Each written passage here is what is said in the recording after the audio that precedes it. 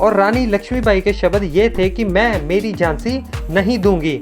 और वहाँ दूसरी तरफ अंग्रेजों के खिलाफ 1857 की क्रांति की चिंगारी मेरठ से शुरू हो चुकी थी।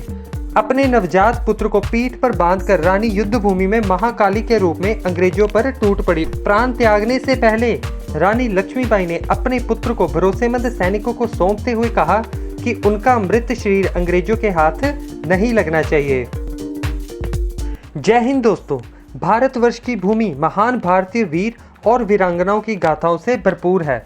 यहाँ पर जन्मा हर एक वीर योद्धा भारत को विदेशी आक्रमणों से बचाने और अपने आत्मसम्मान के लिए अंतिम सांस तक लड़ता है। ऐसी ही एक वीरांगना के बारे में हम आज के इस वीडियो में जानेंगे, जो बहादुरी, शौर्यता और वीरता का प्रतीक है।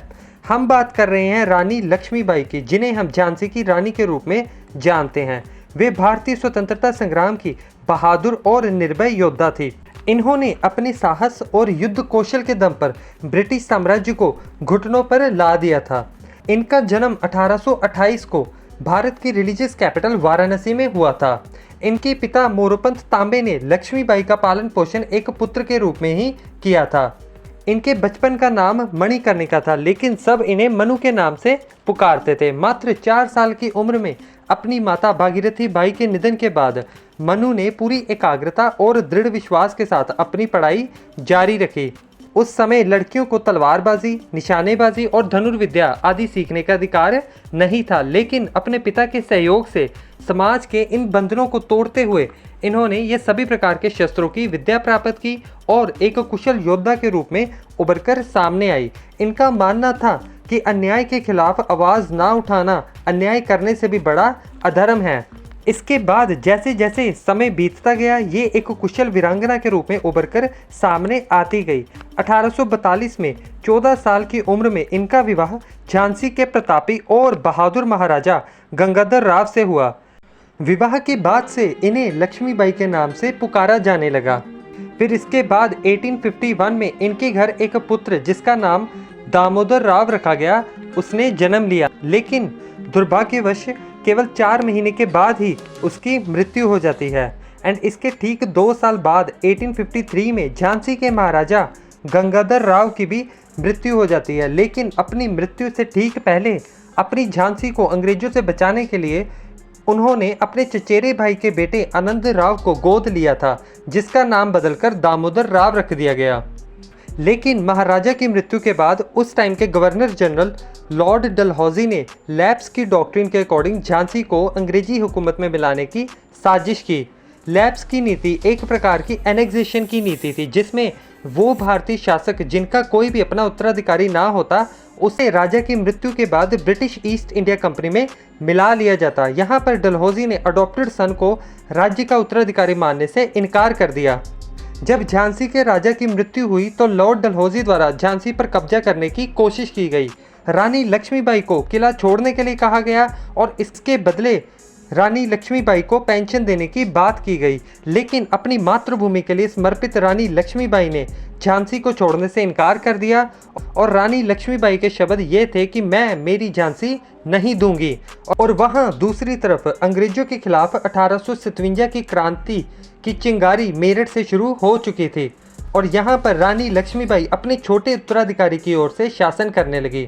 एंड इसके बाद 1858 में ब्रिटिश कमांडर ह्यूज रोज की कमान में ब्रिटिश सेना झांसी पर कब्जा करने के लिए पहुंचती है। उन्होंने रानी लक्ष्मीबाई को आत्मसमर्पण करने के लिए कहा, लेकिन वीरांगना रानी लक्ष्मीबाई ने ये कहते हुए कि हम स्वतंत्रता के लिए लड़ते हैं, आत्मसमर्पण करने से इनकार कर दिया।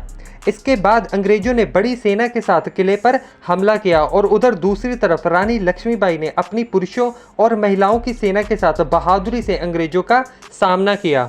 अपने नवजात पुत्र को पीठ पर बांधकर रानी युद्ध भूमि में महाकाली के रूप में अंग्रेजों पर टूट पड़ी और कम संख्या होने के बावजूद भी युद्ध भूमि में अंग्रेजों की लाशों का ढेर लगा दिया गया। युद्ध इतना भीषण था कि वो 2 सप्ताह तक चलता रहा। रानी लक्ष्मीबाई की बहादुरी का लोहा अंग्रेज भी मानने को मजबूर हो गए, लेकिन अपने सैनिकों की संख्या कम होने के कारण रानी लक्ष्मीबाई ने किले को छोड़ने का निर्णय लिया और वो किसी तरह युद्ध से निकलने में कामयाब हुई। इन वीरांगना के साथ तात्या टोपे और कुछ अन्य सैनिक भी थे, जिनकी मदद से रानी लक्ष्मीबाई ने ग्वालियर के किले पर कब्जा कर लिया और इस तरह ग्वालियर से अंग्रेजों के खिलाफ अपनी सेना का नेतृत्व किया। लेकिन 17 जून 1858 को कैप्टन हेनिस के नेतृत्व में ब्रिटिश सैनिकों ने रानी लक्ष्मीबाई की सेना पर हमला किया। बदले में रानी लक्ष्मीबाई ने भी अंग्रेजों का बहादुरी और निडरता से सामना किया। वीरांगना रानी लक्ष्मीबाई अपने घोड़े पर पूरी तरह हथियारों से लैस अपने पुत्र को पीठ पर बांधकर ब्रिटिश सैनिकों पर काल की तरह टूट पड़ी। वीरांगना रानी लक्ष्मीबाई ने अपनी तलवार को अंग्रेजों के रक्त से नहलाया, लेकिन कम संख्या होने के कारण रानी लक्ष्मीबाई युद्ध में गंभीर रूप से घायल हो गई। वो चाहती थी कि अंग्रेज उनके शरीर को छू तक न सकें, इस कारण वह घायल अवस्था में भी युद्ध से दूर एक स्थान पर पहुंचने में कामयाब हुई। हालांकि अंग्रेजी सैनिक उनका पीछा करते रहे, लेकिन किसी तरह वीरांगना रानी लक्ष्मीबाई उन्हें चकमा देने में सफल रही। इसके बाद एकांत स्थान पर जाकर वीरांगना रानी लक्ष्मीबाई ने अपनी अंतिम सांस ली। इनके साथ इनके कुछ भरोसेमंद सैनिक भी थे। प्राण त्यागने से पहले रानी लक्ष्मीबाई ने अपने पुत्र को भरोसेमंद सैनिकों को सौंपते हुए कहा कि उनका मृत शरीर अंग्रेजों के हाथ नहीं लगना चाहिए। ये कहते हुए वीरांगना रानी लक्ष्मीबाई ने अंतिम सांस ली और इनके निर्देशानुसार उनके शरीर का संस्कार कर दिया गया। और इस तरह वीरांगना रानी लक्ष्मीबाई हम सब भारतीयों के दिलों में सदा सदा के लिए अमर हो गई। इनकी बहादुरी के बारे में बात करें तो खुद ह्यूज रोज ने इनके बारे में टिप्पणी की थी कि अपनी सुंदरता, चतुराई और दृढ़ता के लिए उल्लेखनीय वह सभी विद्रोही नेताओं में सबसे खतरनाक थी। वीरांगना रानी लक्ष्मीबाई ने स्वतंत्रता के लिए अपना जीवन बलिदान कर दिया और ये एक ऐसा उदाहरण है जो आज भी हमें स्त्री की शक्ति पर गर्व का एहसास दिलाता है। इनकी बहादुरी, मातृ प्रेम और वीरता आज भी हमारे देश के युवाओं को प्रेरित करती है। और इसी के साथ मैं इस वीडियो को एंड करना चाहूँगा। इन भारतीय वीरांगना के देश के लिए दिए गए बलिदान के बारे में आप क्या सोचते हैं, कमेंट बॉक्स में ज़रूर लिखें। और वीडियो अच्छी लगी हो तो इस वीडियो को लाइक करें और चैनल को सब्सक्राइब करें। Thank you so much.